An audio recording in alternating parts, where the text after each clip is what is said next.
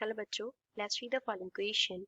If mass of uranium-235 is equals to 235.12142 atomic mass unit, mass of uranium-236 is 236.1205 atomic mass unit, and mass of neutron is equals to 1.008665 atomic mass unit, then the energy required to remove one neutron from the nucleus uranium-236 is nearly about.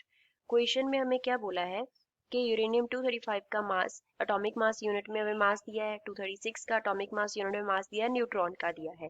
हमें बताना है कि uranium 236 में से अगर हमें neutron remove करना हो तो नियरली कितना एनर्जी प्रोवाइड करना पड़ेगा।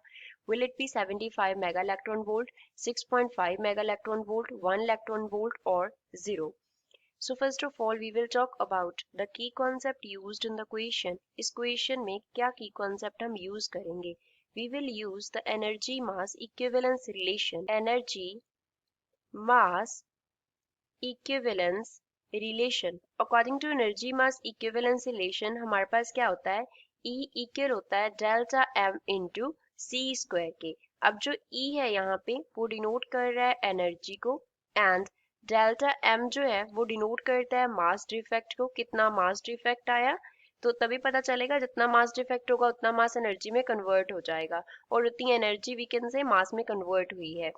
सी जो है वो डिनोट करता है यहाँ पे स्पीड ऑफ लाइट को, स्पीड ऑफ लाइट को। अब हमें जो गिवन मास है वो एटॉमिक मास यूनिट में है एंड एनर्जी हमें मेगा इलेक्ट्रॉन वोल्ट में निकालना है। So we will write E is equals to delta M, atomic mass unit में से कन्वर्ट करना है हमें, तो क्या करेंगे 931.5 मेगा इलेक्ट्रॉन वोल्ट में से हम इसे क्या कर देते हैं, मल्टीप्लाई कर देते हैं। डिवाइड में होता है यहाँ पे सी स्क्वायर और साथ में भी क्या है सी स्क्वायर है, तो हम जो रिलेशन यूज करेंगे that will be E is equals to delta m multiply by 931.5 and units will be mega electron volt.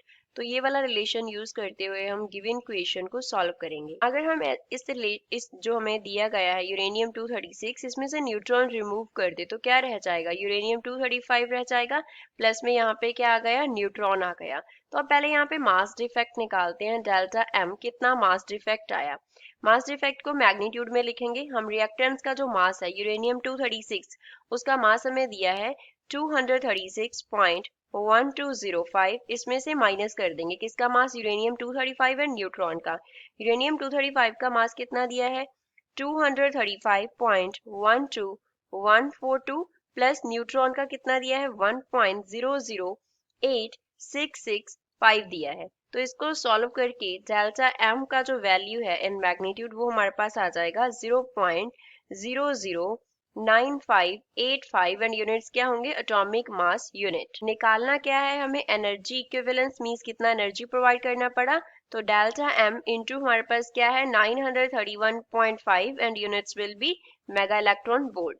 तो यहाँ से E जो है वो इक्वल आ जाएगा 0.009585 मल्टीप्लाई बाय 931.5 के। तो इनको मल्टीप्लाई करेंगे जब हम, तो जो E है वो हमारे पास इक्वल रहेगा 8.92 मेगा इलेक्ट्रॉन वोल्ट के। तो कितना एनर्जी प्रोवाइड करना पड़ेगा 9.82 mega electron volt. Now let's see the given options.